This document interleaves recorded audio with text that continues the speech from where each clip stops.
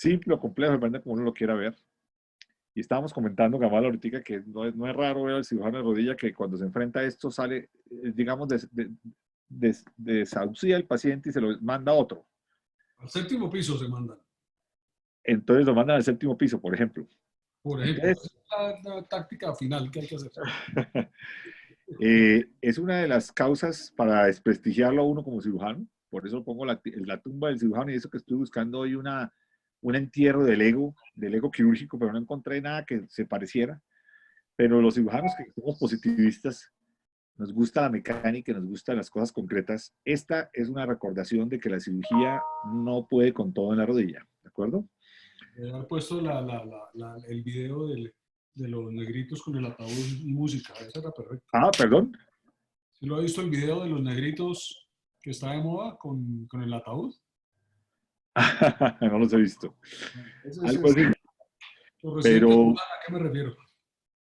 todos creo que hemos vivido la experiencia de ver pacientes, algunos y muchos operados, eso está avanzando sin que yo quiera, eh, operados por alguna razón, reemplazos de rodillas, cruzados, meniscos, rótulas, que han sido ya despachados por el cirujano y en manos del sistema, brincando de sitio en sitio. Eso es muy frecuente. Entonces, creo que hay que saber que esto existe y que lo puede desprestigiar a uno si uno es el actor, digamos, como antecedente inmediato o cuando le llega si no se da cuenta. Entonces, por eso vale la pena ponerle cuidado a un tema que es simplón, pero no es fácil de manejar. Esto ya, sigamos acá. Entonces, la charla tiene estos temas, algo de anatomía que vale la pena recordar y hay un trabajo que me encontré que me parece interesante sobre los puntos de seguridad de la rodilla. Etiología, el diagnóstico que es clínico, el diagnóstico paraclínico y el tratamiento básico que en principio no es tan extenso como uno quisiera y no hay tantas herramientas. Cuando tengan preguntas o algo, como la charla es corta, podemos parar porque no hay problema, ¿de acuerdo? Eh, este es un artículo interesante, muy antiguo, se dan cuenta, 88, tal vez de los que me gustó más acerca de la relación entre el safeno y el sartorio. Todos sabemos que es rama terminal del plejo rural, que las ramas que representan son L3, L4, ramas terminales del femoral. Sigue el canal de los aductores y más o menos en unos 10 centímetros proximales penetra la membrana del vasto aductora. Hay 10 centímetros proximales al epicóndilo interno. Tiene variantes en su relación con el sartorio. La más frecuente es que sigue el borde posterior, lo cruza por encima, pero hay un porcentaje importante, casi el 20%, más del 20%, que penetra el músculo, o sea, que está dentro del músculo, y esa es una de las causas y hipótesis que hay acerca de que pueda producir dolor por contracción muscular local. Esa es una pregunta difícil, yo nunca recuerdo haber visto un caso así, pero vale la pena recordar que puede ser transmuscular. Y hay otros tanto que va por el borde posterior del sartorio hasta el final. La mayoría, muy rara vez emerge por delante, o sea que generalmente está en el borde posterior y lo cruza por delante, adosado. Tiene dos ramas principales grandes, una que son las ramas infrapatelares y la rama sartoria, que ahorita miramos cómo es su distribución. Pero importante, creo recordar esta variante o variación en la relación de la anatomía. Ustedes están viendo voy a ver si pongo un marcador mejor. Recordar esta variabilidad en la distribución de la relación del nervio con el sartorio. Hace varios años operábamos este nervio con alguna frecuencia en el manejo. Todavía es una pregunta que no se ha cerrado, pero era muy difícil a veces encontrarlo, realmente. Tiene fotos fotos de la anatomía, exacto. Acá tengo las fotos, sí, de este artículo. Ustedes miren la más frecuente. Están un poco pequeñas y me disculpo por eso. Borde posterior y la rama sartoria, geniculares salen por acá, cruzando por delante y por internas al músculo. O sea, se pasa por encima del músculo. Esa es la mayoría de las veces. Y acá tenemos esta que es penetrante, o sea, que atraviesa el músculo, ¿sí? O sea, que se vuelve más o menos intramuscular, en uno de cada 5 casos. Uno podría tener la hipótesis de que, y eso no lo he leído nunca, que uno podría tener síndrome de atrapamiento de origen muscular del safeno, que sería una teoría interesante que no he profundizado, pero que podría corresponder a este tipo de distribución anatómica que uno no piensa mucho en ella. Y cuando leí este artículo me llamó mucha atención ese detalle, y creo que es un detalle que podríamos pensar en eso, doctor Gómez. No sé si tenemos la capacidad nosotros de seguir al safeno por ecografía para describir esto, esas características. Yo no estoy seguro, con imagenología podríamos hacer eso. Es una pregunta Eh, que le tengo ahorita. yo- ¿Hablo ya? Sí, señor, claro.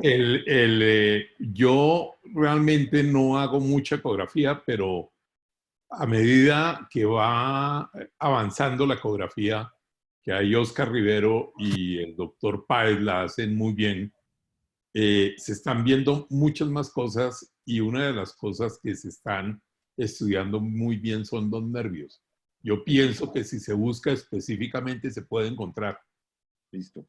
Porque fíjese la publicación, 88, y si uno busca con cuidado no Sí. encuentra muchas descripciones, más o menos esto se dejó abandonado.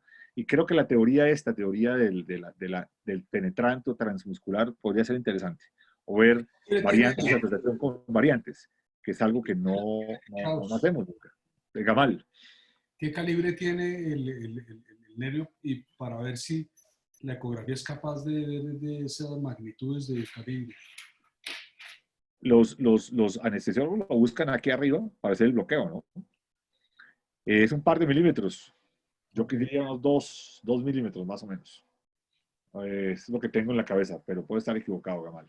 ok, En todo caso, es pequeño, pero es suficiente como para cuando hacen el bloqueo y que lo hacen acá arriba, en este sitio que estoy señalando, ellos lo ven. ok. O ven que él se va a dividir acá y ahorita vamos a ver las divisiones que tiene en sus dos ramas terminales. Pero interesante ver la antigüedad y esa es una pregunta que podríamos tener, porque es que no hemos evolucionado mucho en el manejo de ahorita cuando hablemos de manejo, vale la pena que regresemos a esta teoría. El otro sería el paralelo, que es seguir el safeno, el sartorio, y salir paralelo al sartorio. Y este que está todo el tiempo paralelo, y este que sería por delante, que es muy raro. Pero es una descripción bastante gruesa, bastante antigua además. Las ramas terminales son dos, como dijimos. Aquí vemos el sartorio, el tronco del nervio, canal de los aductores, y va a dar unas ramas que son estas, que son las ramas que hemos llamado geniculares o infrapatelares, y esta rama terminal que va por la cara interna, que es la sartoria. Entonces el nervio viene acá nuevamente, ustedes ven acá y se distribuye en esa zona morada de la zona de inervación del safeno, y la rama infrapatelar. Casi siempre en la neuropatía, cuando veamos más de óptica la distribución, cuando veamos clínica, afecta más la pared interna de la rodilla, pero no es raro ver pacientes que tienen dolor también en la cara interna de la pierna hasta el tobillo. Esa es más rara. Es mucho más frecuente el compromiso de la rama infrapatelar o genicular, por probablemente la cercanía a la rodilla, abordajes, traumas, etc. Esta es una rama que molesta menos. Klaus, Eh, ¿el electromiograma lo registra? Doctor Carrillo, el electromiograma no, porque no es un nervio motor, pero la neurografía sí. El La problema es que lo encuentren. Entonces, la neurografía dirigida por ultrasonido sería una alternativa, pero normalmente no la hacen. Es muy operador dependiente y aunque yo lo pedí de rutina, ahora lo vamos a discutir, lo abandoné porque es muy frecuente que llegue a manos de cualquier, eh, digamos, electrofisiólogo que no le interesa mucho el tema y le dice uno que es negativa. Entonces tienen un problema de clínica por un lado con un examen negativo y eso para mí es un problema. Entonces, sí sale y lo que muestra es una lección axonal del safeno, que ahorita la miramos. Entonces, recordar esta anatomía y recordar que la rama que más nos interesa es la rama genicular, que es esta. Este es un artículo muy interesante. Lo que hicieron fue disecar rodillas y montar la distribución de las ramas en un programa de computador para ver densidad neurológica, se llama eso. Entonces, esto es un mapeo asistido por computador. Entonces, lo que hicieron fue disecar una y otra rodilla y acá ustedes ven la rótula. Yo le puse, la marqué, la línea articular y la tuberosidad anterior. Esta es la línea articular de adentro a afuera y tenemos acá las líneas de los dibujos que ellos encontraron, que montaron al computador y después crearon unas zonas de densidad. Mientras más roja, es más densa, es más frecuente. Y ustedes se dan cuenta que la densidad principal de las geniculares está por debajo de la interlínea y entre más somos entre la tuberosidad y la región interna. En ese trabajo, crearon además unas zonas teóricamente seguras. ¿Qué zonas son las seguras? Este es el mapa de zonas seguras en relación a las geniculares. La zona número 1, ustedes ven acá esta línea articular, que es la línea de la línea de la tibia. Si trazan una vertical y además la busca encontrarse con una perpendicular esa que sale de la tuberosidad, crea este cuadro. Y ahí ustedes ven que entre una distancia del 50% abajo y 60% interno es una zona poco densa respecto a esa métrica. O sea, hay una esquina segura abajo, si uno dividiera en cuadros la región inferior a la línea articular. Hay otra zona segura que es esta, que corresponde muy cercanamente al abordaje que hacemos en artroscopia. Por eso, cuando hablamos de artroscopia, siempre critico hacer abordajes muy internos. Y creo que este dibujo es un ejemplo de por qué uno no debe hacer abordajes internos. Uno debe hacer abordajes cercanos al margen de la rótula. Y fíjense cómo, si uno traza una línea de la rótula a la tuberosidad, más o menos el 30% inicial, ahí para la zona segura que corresponde más o menos a la línea articular. Y se extiende, vamos, un 80% desde la línea que va del margen interno de la tibia en dirección perpendicular a esta otra línea. Esta es una zona segura. También trazar una oblicua que es más complicada, más o menos corresponde al 66%. Entonces, si uno está en un triángulo cercano a la rótula, tendón patelar, horizontal, vamos a 80% de distancia, en ese triángulo uno está seguro. Y es importante eso para la cirugía artroscópica. No es raro ver abordajes acá. No sé si están viendo el marcador. Este abordaje interno cargado sobre la línea entra en la zona de densidad neurológica alta. Y hay otro cuadro que ellos muestran ahí, pues que ya es por encima de la línea que es horizontal al polo distal de la rótula. La parte, digamos, para patelar interno no tiene mayor problema. El problema, entonces, fíjense cómo está concentrado debajo de la línea articular, como en un territorio entre la tuberosidad, el borde interno de la tibia y una vertical que hace el tendón patelar. Me voy a volver al dibujo otro. Miren lo que es este triángulo. Es el triángulo de fuego, por decir algo. Ese es el triángulo de fuego donde uno no debería meterse en lo posible de acuerdo con este dibujo, y yo creo que tienen razón. Nosotros, como cirujanos, no sé qué piensan de este dibujo. Me pareció muy interesante este trabajo. Lo conocí el año pasado, no lo conocía. Y me pareció que coincide bastante bien con zonas que uno ha manejado históricamente. Fíjense que cuando uno hace resección del tendón de los isquiotibiales, uno usa esta línea. Uno ya se sale de la zona de riesgo. Si se meten horizontales, probablemente si hace esta no tiene problema, que era el abordaje oblicuo, pero si se sube, por ejemplo, está metido dentro del proceso. Cuando hace estructuras de meniscos, lo hace más atrás, está justo haciendo este abordaje acá, vertical. Yo recomiendo en ese caso, por ejemplo, entrar vertical en piel y horizontal en el plano de las safenos, que los que han acompañado han visto que lo hago, y busco las ramas, uno las ve, y crea un plano segundo horizontal para tratar de no tocar las fibras. Entonces, este mapa creo que vale la pena mirarlo con detenimiento. Es una propuesta interesante de las zonas de seguridad por densidad neurológica de la pared interna, pero inferior. ¿Hay alguna pregunta hasta ahí? ¿Alguna observación? Doctor, en el chat no hay ninguna por ahora. ¿Listo? Muy bien. Hablando ya de la etiología, entonces, la causa primaria, sin causa, esta es probablemente la más frecuente. Y es la que más líos, en la más líos lo mete a uno. Porque uno siempre trata de entender la vida como ocasionada por algo. Y este dolor y esta patología puede no tener ninguna causa. Traumas, contusiones en la cara interna, es muy frecuente el hematoma, la contusión por trauma directo, que termina con dolores de origen del patrón neuropático, el esguince del colateral interno por contigüidad, y posquirúrgicas, el abordaje interno, como ya decíamos, reemplazo de rodilla. Algunos reportes hablan de 55-100% de la rama infrapatelar de daño. Lo que más es que no termina en neuropatía, pero uno la toca por necesidad. En reconstrucción del ligamento cruzado anterior, hablan de esta dispersión de daños. No significa tampoco neuropatía. Remodelación del menisco interno raro, pero puede existir por contigüidad. Sutura del menisco interno, por lo que ya dijimos. Y cirugías de revento de rótula, porque además la rótula misma parece tener algún tipo de asociación en dolores atípicos. Es más frecuente ver dolores atípicos en cirugía de rótula que, por ejemplo, en cirugías de cruzado, a pesar de que la magnitud de la cirugía es muy similar. Esas son como las causas principales asociadas a el cuadro neuropático del safeno interno, y haciendo énfasis en que probablemente la mayoría son primarias. Yo no tengo ningún artículo que las muestre, o sea, muestre la proporción de cada una, pero es muy frecuente que sea primaria, sin causa específica. Factores de riesgo reconocidos para esta patología, todo lo que tenga que ver con dolores atípicos de la rodilla y disautonomías, como las se ven en estos cuadros que ustedes ven ahí. Y es algo que debe uno siempre tener en cuenta y es una alerta en la historia clínica. Y todos saben que lo buscamos activamente. Entonces, el proceso de diagnóstico. Ya la vez pasada, cuando hablábamos de dolor crónico de la rodilla, de reemplazo de rodilla, hablábamos de que uno debe tener un... Sí, señor. En los factores de riesgo, el género es un factor de riesgo también, ¿o no? Es mucho más frecuente el sexo femenino. Podría ser, Gamal, no estoy seguro, pero sí podría ser. Tal vez porque se asocia más a este tipo de cosas, ¿no? La fibromialgia es más femenina, ¿no? Ese tipo de enfermedades están más correlacionadas con el sexo femenino, desafortunadamente, que con el masculino. Mucho más, hace uno más diagnósticos de fibromialgia en mujeres que en hombres. Lo mismo el colon irritable y la depresión. ¿Será el género o será que el factor de confusión es este? No sé.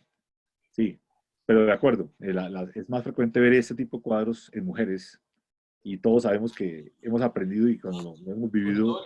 El caso de la neuropatía primaria, que es la que por ejemplo, es muchísimo más frecuente en mujeres, raramente en hombres. En hombres la ve uno con trauma, pero en mujeres... Probablemente sí. Probablemente es un subtipo, Gamal, y está muy bien esa distinción. Yo no tengo datos en alguna parte que corroboren eso, pero es una observación que sí hacemos. De acuerdo. Pero doctor Mead, yo sí creo que definitivamente está sí está relacionado con el género, pero está creo que más relacionado con los factores de riesgo que usted está describiendo ahí.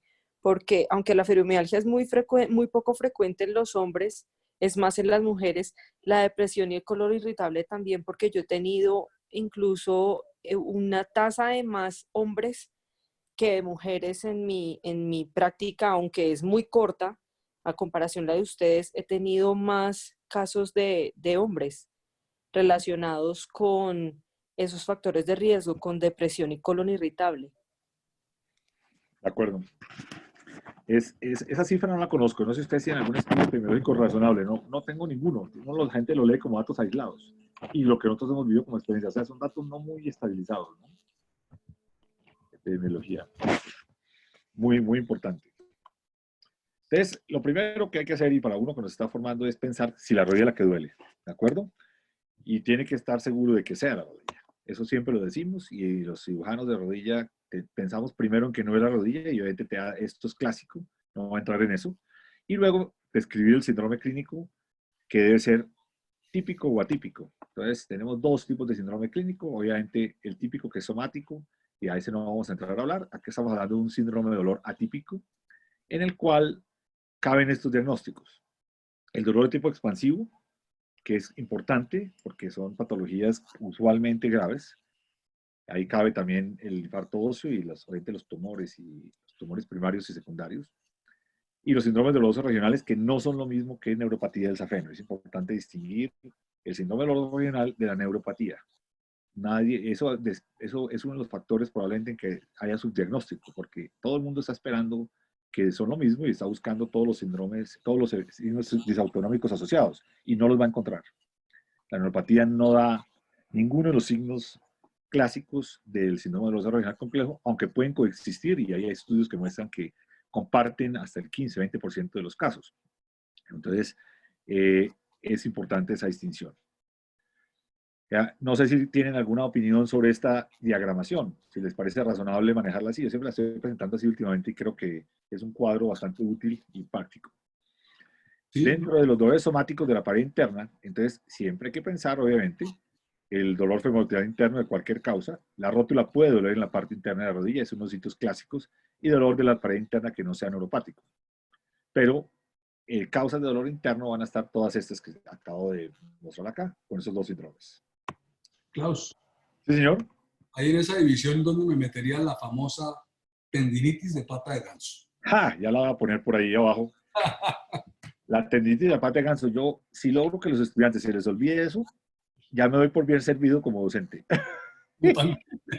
Doctor Gómez, ¿usted alguna vez ha visto una tendinosis de la pata de ganso? O sea, tendones con cambios degenerativos, inflamados los tendones, no una bursitis anserina, sino una tendinosis, como la que vemos en otros tendones. ¿Alguna vez? ¿Ha leído una resonancia con este? He visto líquido. no. Se me fue la palabra, usted la acaba de decir. Tendinosis. O sea, Tendinosis, sí. lesión estructural intratendón, sí, como la que veríamos en un tendón de Aquiles, un manguito Y rotador. aumento de líquido. Correcto. Uno puede ver una bursitis y puede ver líquido en la región. Exactamente, sí. Pero un tendón inflamado, no. Entonces, por eso no la puse aquí, Gamal, que la podría haber puesto aquí en la pared interna, ¿cierto? Pero cuando yo estoy pensando en dolor interno, estoy pensando en dolor femorotibial, patelofemoral, dolor de la pared, sí es típico, pues. Y aquí los atípicos estas causas. Sí, no, claro, Entonces, sí, yo diría que es más una peritendinitis o una bursitis anserina. Sí. no, Claro que es que hablar de un tendón inflamado, ¿a qué vamos?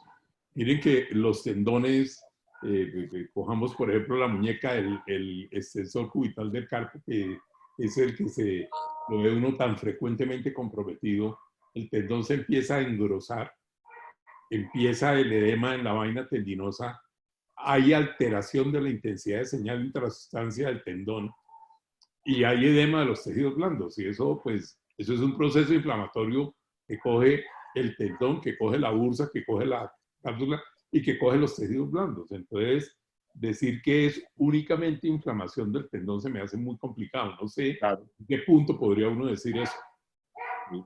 Pero usted nunca ha visto en ese cuadro una tendinosis, que es el punto que ve uno en los reales compromisos tendinosos. Puede que haya inflamación peritendinosa y puede que haya bursitis, Claro, pero no ve al tendón en patología.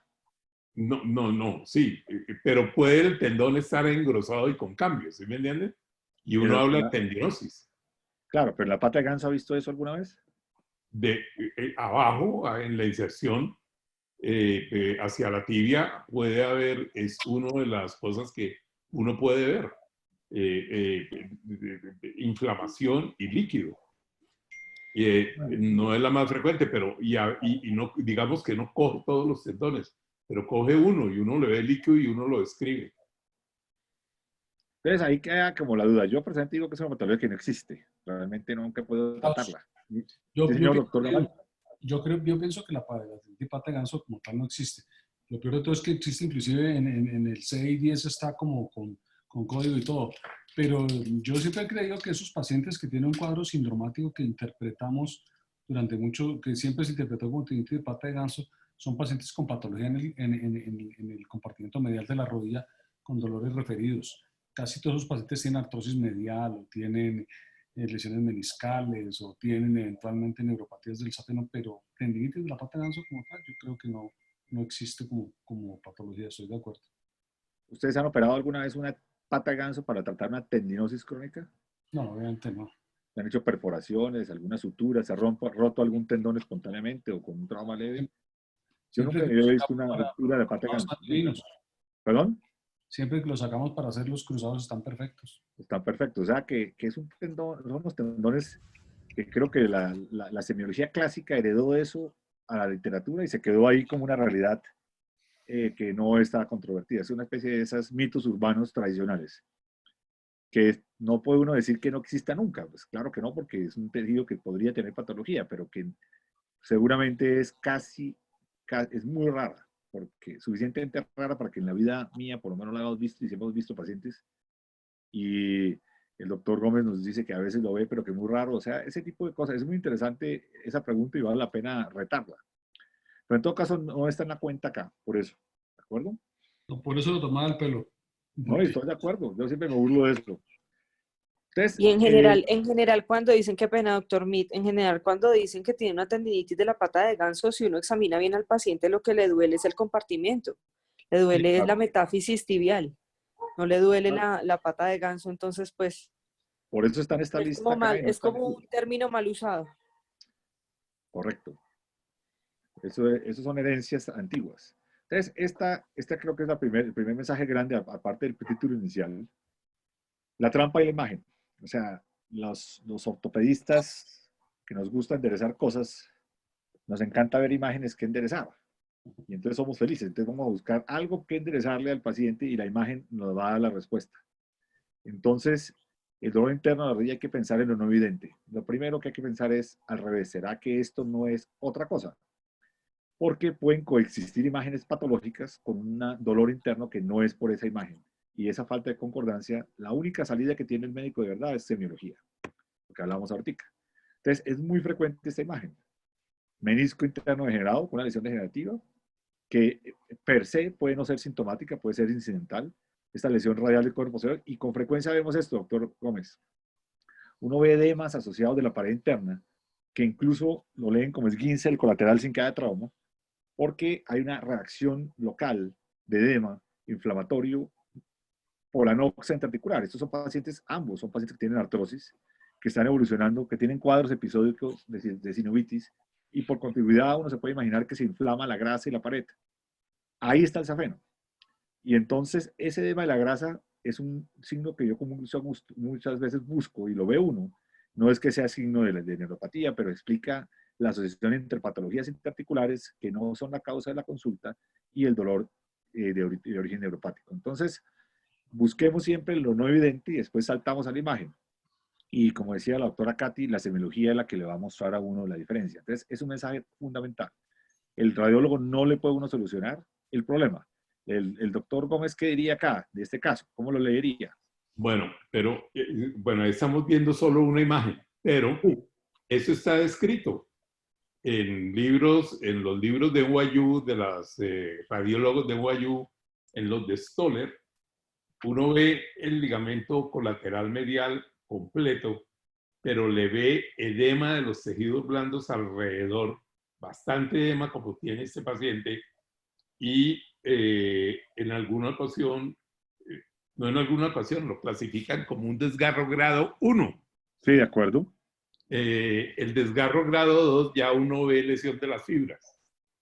Ahora hay un artículo muy interesante, yo se los voy a hacer llegar, y lo Gracias. revisamos esta semana, y son las lesiones RAM, que se asocian a lesiones del ligamento cruzado anterior y son rupturas del cuerno posterior, es decir, de la parte medial del ligamento colateral medial, que son los ligamentos menisco femoral y menisco tibial, con edema de los tejidos blandos en ese sitio.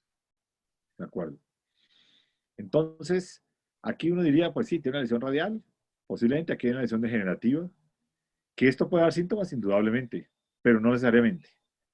No sabemos qué proporción de pacientes existen con lesiones asintomáticas de los meniscos, porque los que hacemos la resonancia es a los que tienen síntomas por alguna razón. O sea, yo no sé, y sería una buena pregunta, es proporción de pacientes asintomáticos que tienen lesiones degenerativas de los meniscos, y especialmente el interno. Ese estudio es difícil de hacer porque teníamos que hacer una muestra poblacional muy grande de pacientes en la que uno ya puede sospechar que ese tipo de lesiones procedentes en la sexta década y de ver cuántos de esos tienen lesiones y cuántos son realmente sintomáticos o han sido.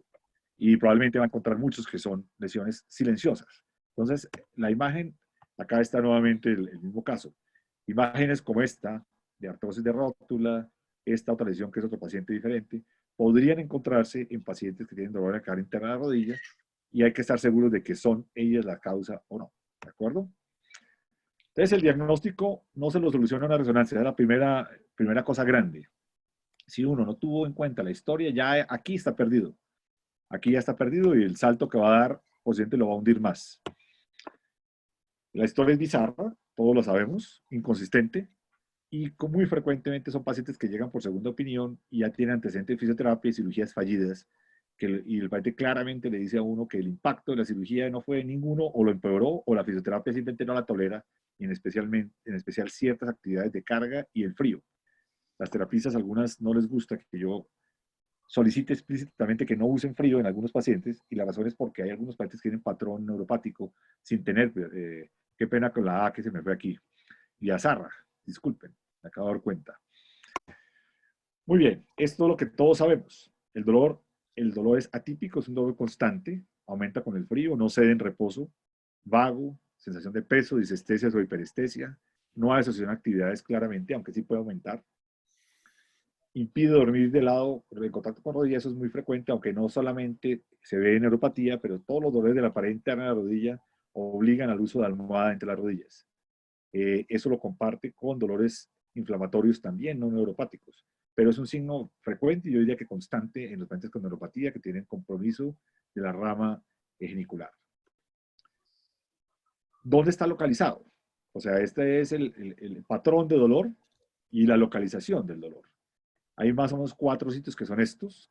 Canal de Hunter, la rama infrapatelar en la emergencia, que es más o menos 2 centímetros por encima de la interlínea articular, en la región tercio posterior de la interlínea femorotibial interna. Hay dolor a veces en las ramas infrapatales terminales, son pacientes que tienen más neuropatía genicular distal, no tan central. Casi todos tienen dolor en esta zona, pero hay algunos que tienen un dolor mucho más terminal, son más difíciles, y de las ramas sartoria. Estos los han llamado neuropatías geniculares, estos de las ramas terminales. Y la rama sartoria. Esos son los territorios que uno puede esperar tener dolores. Pacientes que no toleran la palpación del canal de Hunter y tienen un dolor de patrón neuropático, que no tienen dolor cuando uno los toca acá, pero sí lo tienen arriba. Acá, como dije, la rama de emergencia de la rama sartoria, genicular, perdón, y la cara interna de la rodilla. Es más raro, no está en este dibujo, el dolor con ese patrón que describimos en la cara interna de la pierna. Mucho más raro. Acá tengo un cuadrito, pues, resumiendo los signos. Dolor a la palpación del canal de Hunter, canal de los autores, perdón, y canal de Hunter son altos, son frecuentes. Las disestesias e hiperestesias no son necesariamente frecuentes. Hay pacientes que no tienen disestesias, pueden tener alodinia, pero no es absoluta, y entonces ahí eso despista. La hipoestesia es ocasional y tampoco es absoluta, y no hay signos de disautonomía, cosa que la distingue claramente de los síndromes dolorosos regionales. Esto no es un síndrome doloroso regional. No sé si ustedes están de acuerdo con este cuadro, Gamal, Germán, los cirujanos que estamos acá, en sus observaciones. Sí, no, totalmente de acuerdo, Klaus. Eso es un cuadro de esas características. Así es, y la topografía y la tipología es esta que estamos usando para que lo tengan en la cabeza. Sí, ahí Estudios, la ¿perdón? zona esta más frecuente, ¿cuál sería para usted? ¿La verde o la roja? La amarilla. La amarilla. La amarilla. Pero la palpación. No, yo diría que prácticamente no hay paciente que si uno le palpa ahí, no se queje de dolor. Sin embargo, esta para mí es la más frecuente. No soy capaz de decir los números, Gamal, pero esa es la más frecuente. Lo que pasa es que el paciente percibe el dolor acá. Eso Pero cuando lo examina, siente dolores acá en la amarilla. O sea, ahí le cuenta a uno que le duele la cara externa. La zona verde, la referencia. Entonces, en la zona verde, esa es la percepción del dolor. Y en el examen físico es el dolor a la palpación, que tiene la trampa de que está casi, aquí el dibujo no es tan exitoso, pero está muy cerca de la interlínea articular. Entonces, cuando lo tocan ahí, si el examinador no usa la punta de los dedos, que es frecuente que no, se usa toda la mano, no va a distinguir la distancia entre el punto y la interlínea. Aquí de pronto me falta pintar la interlínea. Eso está por encima de la interlínea. Entonces, aquí duele la palpación, pero no pinza. Entonces, ese es un dato muy importante. Entonces, este paciente tendrá dolor a la palpación, canal de Hunter, dolor a la palpación de este sitio. Puede que tenga dolor a la palpación acá o incluso hiperestesia, a veces no la tiene, pero no tiene dolor femorotibial. No tiene dolor a la interlínea cuando la toca, sobre todo en la parte de atrás, sobre todo, y no tiene dolor indirecto, o sea, cuando hace compresión, si está buscando un menisco. Y esa es una de las formas de distinguirlo claramente, junto con todas las preguntas que ya hizo. Porque uno puede tener ambas cosas. Uno puede tener pacientes con neuropatía y además dolor femorotibial de origen mecánico, que es una mezcla que con frecuencia vemos. Y a veces termina operando ese paciente para solucionar el menisco y mejora el nervio también. Pero el síndrome puro está así. Doctor Mead, una pregunta. Sí. ¿Qué tanta utilidad tiene el TINEL o el TINEL, hacer un TINEL en este tipo de pacientes? ¿Es válido o no es válido? Yo no lo hago. Creo que no es muy válido. Produce dolor local y no encuentro una forma sistemática irradiación distal, que es el típico componente del TINEL, que es la percusión de un sitio para que haya irradiación. Yo no lo hago. Yo hago palpación. Tengo un cuadro, a lo que más peso le damos es a esto. Ese es el síndrome clínico, el más importante. Uno busca los puntos con este mapa y a la palpación es más frecuente, yo diría que es este. Simplemente palpación, pero no un palpación nada más. Además que es que hacerlo es agresivo, los pacientes no se los olvida nunca. Hay que tocarlos con suavidad porque les molesta muchísimo. Y la palpación del canal de Hunter.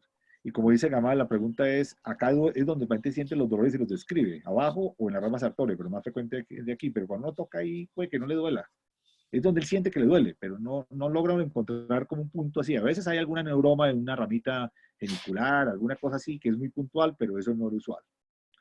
casi siempre la zona principal está a la palpación. Esto y vale la pena que pronto acá describir zonas de dolor a la palpación, Gamal. Y una cosa es la percepción de dónde está localizado el dolor del paciente, que no son exactamente iguales. Exacto. Que creo que allá su pregunta tiene toda la razón. Entonces, para recapitular, ¿dónde sienten el dolor? Casi siempre en la zona verde o abajo en la cara interna de la pierna. Al examen físico, ¿dónde sienten el dolor cuando uno palpa? Más que todo el punto amarillo y en el canal de Hunter. También a veces pasa en la verde, pero es más frecuente probablemente estos dos y no tiene nada que ver. El paciente no se queja. A veces se queja de dolor en todo el mundo, pero no es lo usual. Cuando hay síndromes dolorosos regionales complejos asociados, que todos hemos tenido pacientes de esos, el dolor se irradia por todo el muslo hacia la cara interna hasta el tercio medio proximal. Eso es muy frecuente. Se vuelve mucho más extenso y mucho más global. Es toda esa zona. Entonces, no busquemos hipoestesias, ¿no? Porque el nervio puede que está funcionando. Las disestesias y hiperestesias son probablemente más frecuentes, pero tampoco son necesarias para el diagnóstico. El diagnóstico ya se hizo con las preguntas y con 2 o 3 puntos de palpación. Eso fue suficiente. Estudios paraclínicos, doctor Carrillo. Yo creo que no hay prueba diagnóstica.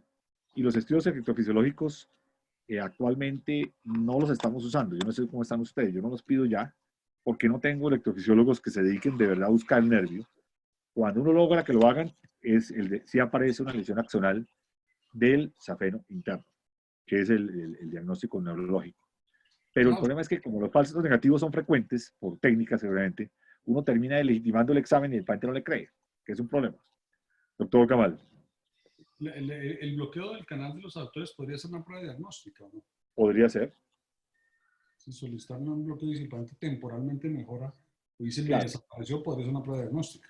Claro, pero comparte eso con toda la pared interna no neuropática, ¿no? Entonces, dolores de origen capsular también van a estar solucionados temporalmente. Sí. Ese es el problema. Pero indudablemente va a ayudar a decir topográficamente este dolor se debe a una distribución del safeno interno y sus ramas. En ese sentido tendría utilidad. Ahora, ¿qué diagnósticos diferenciales vamos a hacer? Que el tratamiento en algunos casos podría ser la radiofrecuencia en el safeno, entonces. Sí. Correcto. Sí, ahora es que lo mostramos en las posibles diagnósticos, en los posibles manejos. Ok. Sí, señor. Ya yendo un poquito más cercanos al diagnóstico diferencial, ya lo dijimos, dolor femorotibial interno es la primera causa, todos lo dijeron. No se nos olvide el infarto óseo. El infarto óseo puede parecerse a la neuropatía, con la diferencia que el dolor es somático en el sentido de que es un dolor constante profundo. No te asocia al movimiento porque lo que tenemos es una hipertensión intravenosa que da dolor constante. Pero acuérdense que el cóndilo femoral interno es el que más presenta fenómenos de infarto óseo primario o secundario, sobre todo secundario a artrosis, en pacientes de edad, digamos, quinta, sexta, sobre todo sexta década de la vida. Las microfracturas también pueden dar eso. Uno puede tener fracturas por estrés de la tibia proximal, que estarían a nivel de femorotibial o de la tibia proximal también. Y esos pacientes son pacientes que tienen osteoporosis, activos muchas veces, deportistas, y tienen un edema medular severo por una fractura incompleta. Pueden dar dolores femorotibiales internos muy parecidos, y en la resonancia uno los distingue y va a encontrar el edema medular que lo saca del diagnóstico de la neuropatía. Puede coexistir, pero es otra causa. El dolor patellofemoral, porque no se nos olvide que la distribución anterointerna es muy frecuente. El dolor parietal interno no neuropático. La plica sinovial todavía la puede uno dejar ahí, y los dolores parietales no neuropáticos. Ahí la pared interna todavía puede doler de forma no neuropática por causas inflamatorias. Y es el único dolor que el paciente tiene, no tiene nada más. Y es muy difícil de separar del resto porque termina siendo un diagnóstico de descarte, incluso después de que uno descarta la neuropatía. La bursitis anserina, y yo taché aquí la pata de ganso para la pregunta de Gamal, yo creo que es un muy mal diagnóstico y la dejaría como una cuestión excepcional, por no decir que prácticamente no posible, porque obviamente teóricamente es posible. Y el doctor Gómez ya nos explicó que ha visto casos de edema en la inserción. Pero la bursitis, la tendinitis de la pata de ganso no es el diagnóstico que vamos a hacer con frecuencia. Entonces, la primera moraleja del tratamiento es no haga nada. Esa es la primera cosa. Uno se agarra de la silla y no hace nada. No plantea operar al paciente, saltar al pescuezo del menisco, la rótula que la vio inclinadita no sé cuántos grados, etcétera, etcétera, etcétera. Ese es el primer error. Y obviamente ustedes saben que eso es un error. Aquí se me olvidó la L del alborotado, qué pena. Lo puse ahorita y entonces el error alfa alborotado, digo yo. Cuidado pues con pensar que yo ya encontré el menisco y que voy a operar. Entonces no hay que hacer nada. Evitar cirugías, evitar fisioterapia, no utilizar frío y decirle al paciente que haga actividades básicas hasta donde tolere. Es la primera cosa. Entonces, le quita, le desmonta uno al paciente todas las preguntas que trae siempre, porque casi siempre es una segunda opinión, que ya va para cirugía, eso lo vemos todo el tiempo, o que lleva terapia y está frustrado, y le desmonta todo lo que viene haciendo, incluyendo el frío. Ese es un paso muy importante, y yo creo que es si uno hace eso, ya el resto no le va a funcionar. Doctor Mir, yo tengo una pregunta. Sí. En ese momento en el que le desmonta al paciente toda la lista pues, de las cosas que ya le habían propuesto en sus consultas anteriores, ¿cómo hace usted para convencerlo y que el paciente no sienta, yo no quiero hacerle nada, lo voy a dejar sin tratamiento? El paciente siempre está esperando que le hagan algo, sobre todo si uno parece que tiene cara de sabio. Los sabios siempre tenemos alguna respuesta, alguna solución. Pues tiene que explicarle, Daniela, con todo el tiempo, es una consulta muy larga, donde tiene que explicarle todo esto que estamos diciendo y contarle la historia. Casi siempre los pacientes lo aceptan, por lo menos al principio. Y si uno tiene éxito en las primeras semanas, ellos comienzan a notar el cambio.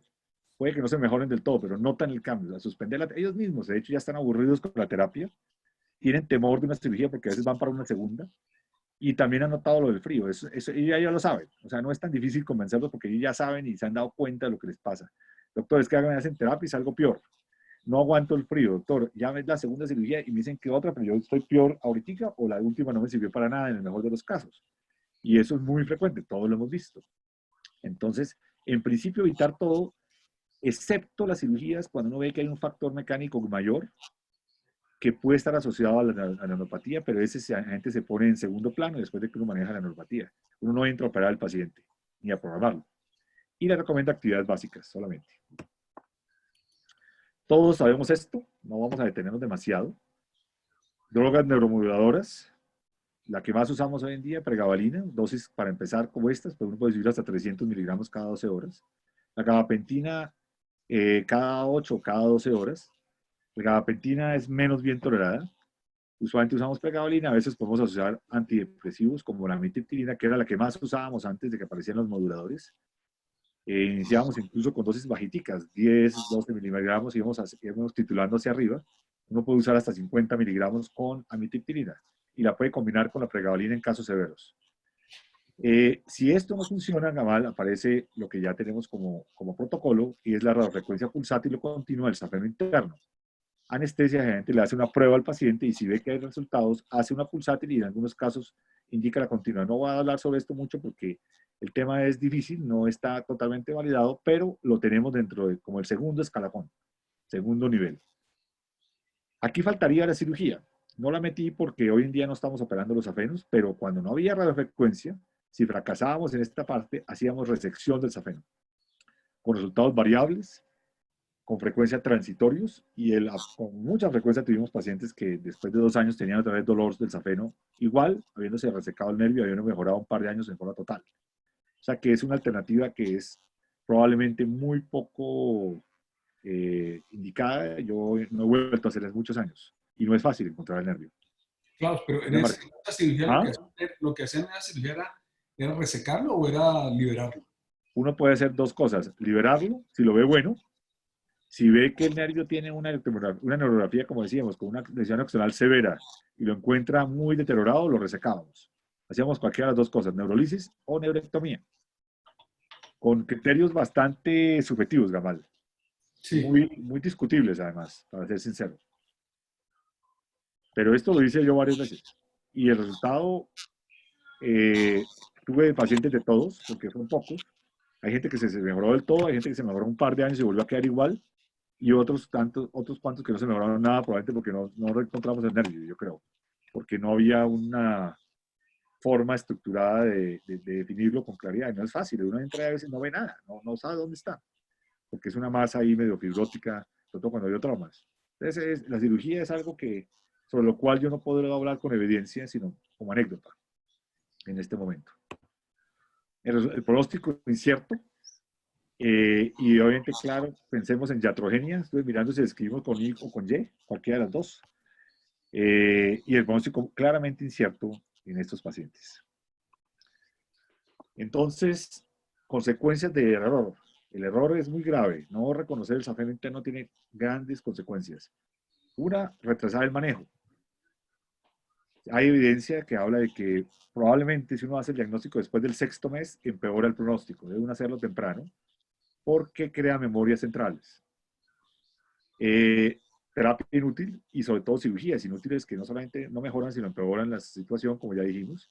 Y esto pues aboca a mala práctica, insatisfacciones y también probablemente a síndromes dolorosos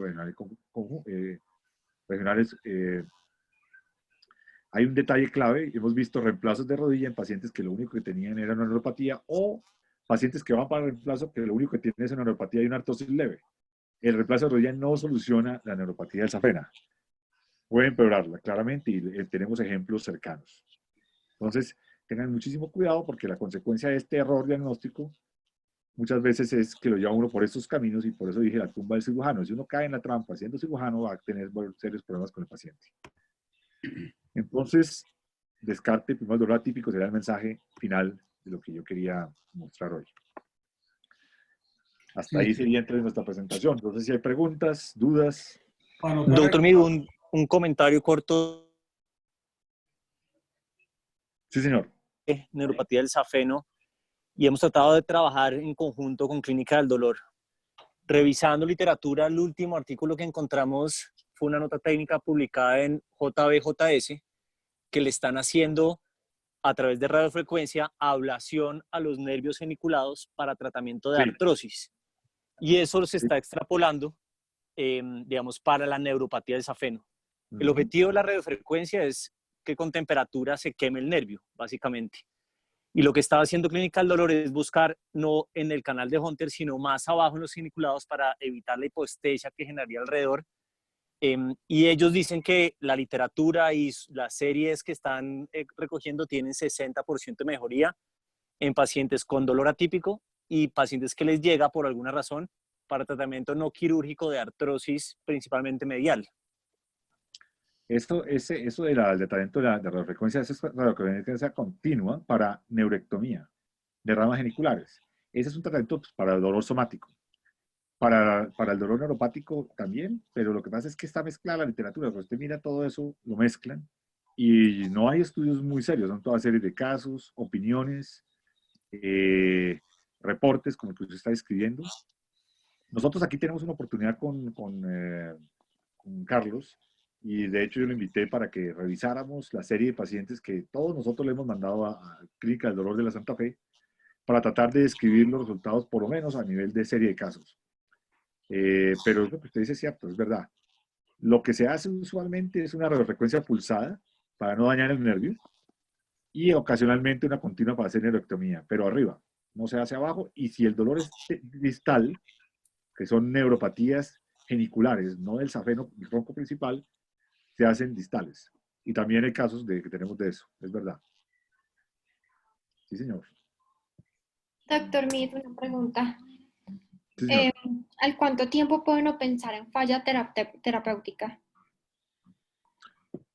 Normalmente, y es una pregunta muy buena, Tatiana, porque no la dije, uno le dice al paciente, en el orden de lo que decía Daniela, que la mejoría, lo que he visto es que cuando uno le quita la terapia, le quita las noxas como el frío y el ejercicio y los isométricos de cuádriceps y la flexoextensión con carga y todo eso, el paciente claramente mejora en una semana una porción. Ya el dolor neuropático nocturno y demás se demora más. Yo diría que en 3-4 semanas comienzan a notar cambios. Yo declaro falla terapéutica con este tipo de drogas titulando hacia arriba cuando no logro mejoría y comienzan a aparecer eventos adversos por la dosis, o cuando llego a las dosis plenas, que yo prácticamente nunca he formulado 300 cada 12, casi siempre porque los pacientes no lo toleran, pero digamos 150 cada 12 o algo así, después de 3 meses, donde uno ve que hay una mejoría parcial o ninguna, comienzan a pensar que el paciente ya no mejora. Entonces, entre 2 y 3 meses, declaro, sería la otra consecuencia. Entonces, no lograr esto porque hay efectos adversos de las dosis, o porque luego de 2 a 3 meses no hay una mejoría sustancial. Y sustancial yo diría superior al 50%. Si va mejorando, sigo así y no lo tocamos y esperamos. Porque ahí es muy frecuente, y hay que decirlo con la mayor frecuencia, que la mejoría es transitoria y a veces requieren 2 y 3, y tengo pacientes que llevan 4 y 5 y cada vez les funciona menos. Y de ahí para arriba ya no hay mucho más que hacer, porque no estamos en el nivel de marcapasos medulares, es un paciente que se vuelve crónico, doloroso y sin salida. Y creo que todos tenemos pacientes de estos. Eso es bastante aburrido. Y hacer manejo del componente psicosomático que lo hay en muchos pacientes, definitivamente. Claro que sí. Nos olvida manejar, porque es que uno ve llegar el paciente de edad 55, 60, con mucho problema afectivo y el cuadro típico neuropático. Y yo creo que muchas veces si ese componente se toca podría ayudar y nunca lo pensamos, la verdad. La sensación que tengo, Gamal, es que ese es un factor de riesgo negativo. O sea, el paciente que tiene aparte de todo esto, una depresión o una personalidad, llamémoslo así, fibromiálgica, por decir algo, son pacientes que les va a ir peor. O se mejoran un tiempo y son los que vienen a su consulta a los 2 años y vuelven otra vez, y mejoran otra vez y vuelven otra vez. Y tengo pacientes que llevan 10 años en esas y más. Mejoran transitoriamente. Ellos saben qué es eso y lo aprenden a manejar, pero no están totalmente bien. O sea, esto es un tema que puede ser crónico y no curable. Hay una cosa que nosotros ahí que es importante tener en cuenta y es que cuando uno ve discrepancia entre la magnitud de la artrosis medial, del paciente que uno está planteando es un reemplazo, dice, pero no está tan dañado, está muy sintomático, Sí. No hay que quitarse de la cabeza que puede haber otras cosas. Clarísimo.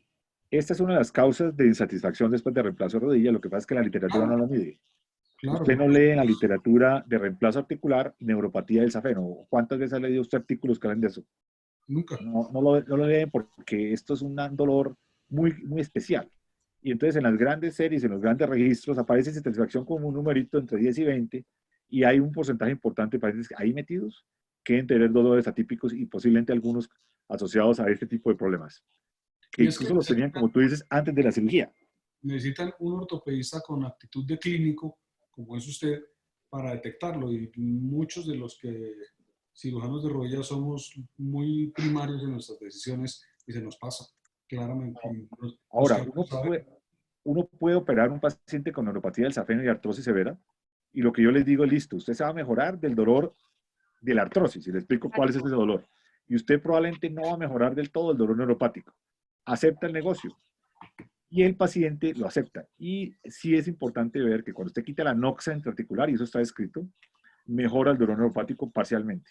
Siguen teniendo problemas, pero es menos. Entonces, no es contraindicación absoluta tener una neuropatía del safeno para hacer un reemplazo de rodilla. Lo que es contraindicación absoluta es no darse cuenta que es un factor o el único factor. Hay que descubrirlo y saberlo y ponerlo en el negocio, como en el balance riesgo-beneficio que usted le ofrece a su paciente en la ecuación de resultados. Y los pacientes lo entienden. Y tengo varios pacientes que tienen neuropatía residual, que la tenían antes de la cirugía, que están contentos porque saben que mejoraron cosas que eran mejorables y parcialmente la neuropatía. O sea que es interesante ver esa capacidad que tiene el paciente. Eso es bueno, eso es interesante. Doctor Mit, Sí, señor. yo tengo una pregunta.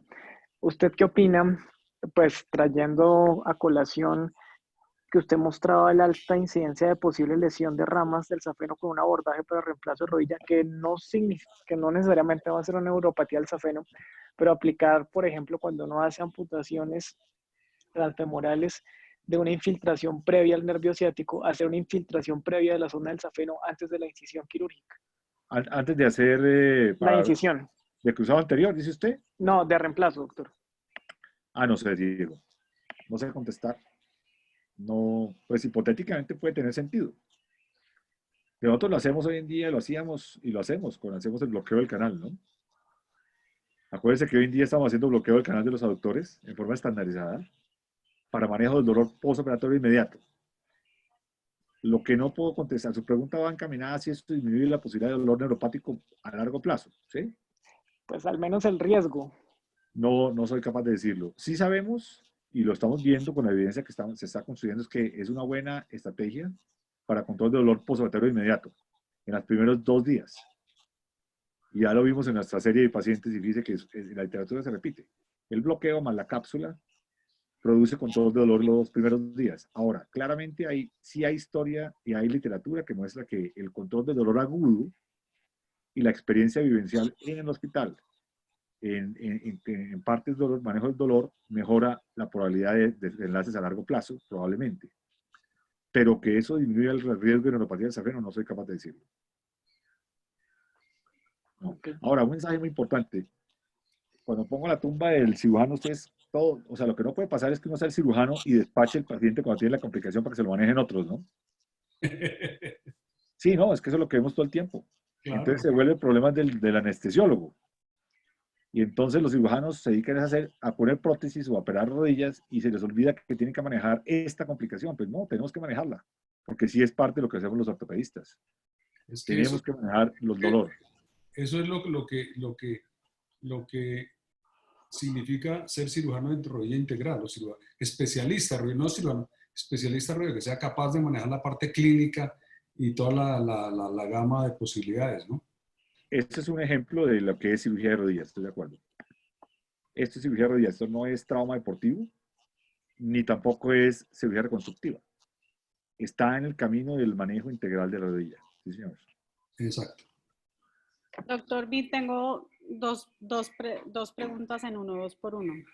Cuando tenemos un paciente que tiene un dolor de tipo neuropático y tiene un factor mecánico asociado. Lo ideal con ese paciente es iniciar una neuromodulación antes de hacer el procedimiento quirúrgico. ¿Cuánto tiempo o cómo sé yo que el paciente ya está listo para hacer la intervención quirúrgica o cuánto tiempo espero hacer la neuromodulación? Y la segunda pregunta es, después de que usted ya ha corregido el factor mecánico, ¿por cuánto tiempo más extiende el tratamiento farmacológico? Pues recordemos que esos pacientes son pacientes de manejo crónico. Para la primera pregunta, ¿cuánto tiempo antes de la cirugía yo lo preparo? Yo creo que depende del paciente. Hay pacientes que nunca podré operar porque tienen un nivel de dolor severo y no logro optimizar. Yo creo que uno nunca debería operar a un paciente en el que uno tiene un control razonable de síntomas. Y ese razonable significa que logre hacer una actividad básica, que pueda descansar, dormir y que le hable a uno de un dolor por ahí nivel 3, 4 máximo. Entonces, el manejo prequirúrgico debe buscar un plató, o sea, lograr estabilizar el dolor en un nivel en que uno sienta que ya hasta ahí llegó y que ese nivel sea suficientemente bajo para que uno se quiera arriesgar a operarlo, porque tiene un dolor mecánico y viene artrósico y necesita la cirugía por el otro lado. Eso sucede usualmente después de 3 a 6 meses, no antes.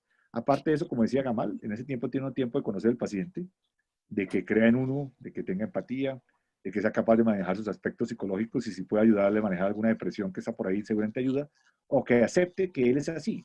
Es que aceptarse uno como es ya es mucha gracia en la vida. Y todos tenemos, sí, cada uno tenemos nuestras neurosis, somos como somos. Y saber que uno es así ya ayuda mucho, porque entonces no le va a estar echando la culpa al mundo, al cirujano, a la vida. No, es que yo soy así, yo vivo así. Y si uno logra ese paciente estable y en 3 a 6 meses que ya tiene un cuadro psicológico entendido, una empatía, creo que está listo para operarse. Ahora, si tiene un nivel de dolor muy severo, doctora Cristina, yo no me metería, y estoy hablando de 5 o 6, o si uno no logra tener una empatía o una comunicación y una actitud terapéutica en la consulta que le asegure a uno que uno es capaz de llevar a ese paciente un paso más allá. Esa sería la primera pregunta. La segunda, yo creo que el paciente debe seguir con modulación de acuerdo con la que venía antes y estos pacientes pueden necesitar hasta 1 año o más. Y a veces la pones un tiempo, se la quitas y recaen y vuelves y se la pones. Se vuelve un manejo muy de acuerdo a la evolución. Entonces yo creo que no hay límite, pero seguramente no menos de 6 meses y seguramente entre 6 y 1 año, diría yo que está el tiempo en general, que es cuando además coincide con el desenlace final de los reemplazos de rodilla, que no, como todos sabemos, el reemplazo de rodilla se resuelve más o menos el 85-90% en los primeros 3 meses y el resto en el primer año, habiendo pacientes incluso que se demoran varios años en mejorarse. Y hay artículos que muestran cómo pacientes que están todavía regular al año siguen mejorando incluso después. No sé si te responde la pregunta. Sí, muchas gracias, sí, señor. Sí. ¿Había otra pregunta, creo que de alguien? No, creo que no. En todo caso, el mensaje es ese. Yo creo que Gamal tocó el tema. Entonces, debemos ser menos estructuralistas y más holísticos en el manejo de la rodilla. para tener el agarre completo del asunto. Muy bien, si no hay más preguntas, Gamal, Germán. Porque siempre hagamos clavos del carnet que nos hemos querido mandar a hacer y no nos han puesto de psiquiatría.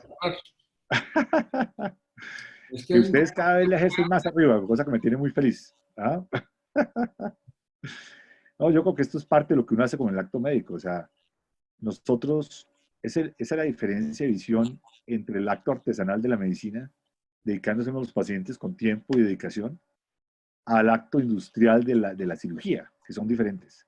Sí. Este tipo de pacientes no encajan en el sistema, digámoslo, general de manejo de los pacientes de rodilla. Son pacientes especiales que requieren muchas modulaciones y muchas precauciones. Y creo que ese es un mensaje clave, sobre todo para los médicos jóvenes. Nosotros no podemos estandarizar el manejo de los pacientes. Uno estandariza la atención en general, pero hay muchas cosas que le toca no manejar en forma muy particular con cada paciente, porque no son estandarizables. Y este es un buen ejemplo, el safeno. Y esto es algo que no vamos a hacer en diagnóstico con imágenes. Esto requiere no va a salir. Nada, va a sentarse, charlar y escuchar y pensar. Y tengo una anécdota de una paciente, les voy a contar.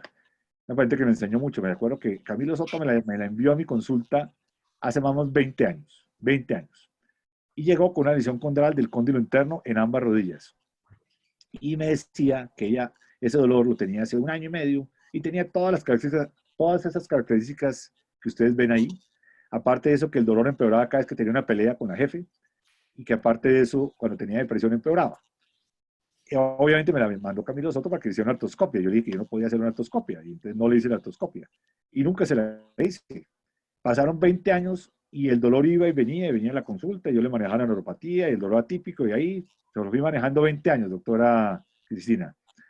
Y 20 años después, hace unos 4 años, le hice el primer reemplazo de rodilla, y hace 2 le hice el segundo reemplazo de rodilla. Mejoró el dolor mecánico y parcialmente el dolor neuropático, y sigue teniendo dolor cuando pelea con la jefe, y le da de la rodilla de vez en cuando, y seguimos en las mismas. O sea, y ella sabe que es así, y no le importa, sabe que es así. Pero eso no se puede conseguir si uno no charla. Ese es un ejemplo, esa paciente me ha enseñado mucho, y es queridísima, adorable, y sabe que es así, ella se entiende a sí misma. Y casos como esos hay muchos, entonces vale la pena tenerlos en cuenta. Muy bien, entonces creo que estamos listos, ¿no es cierto? ¿Alguna duda adicional? Qué bueno la aceptación de esta charla, que no es tan fácil, que es una charla medio sonsa, pero que creo que vale la pena tenerla en cuenta. Germán Rojas, Katy, Sergio, ¿alguna pregunta de algo? Muchas gracias, Klaus.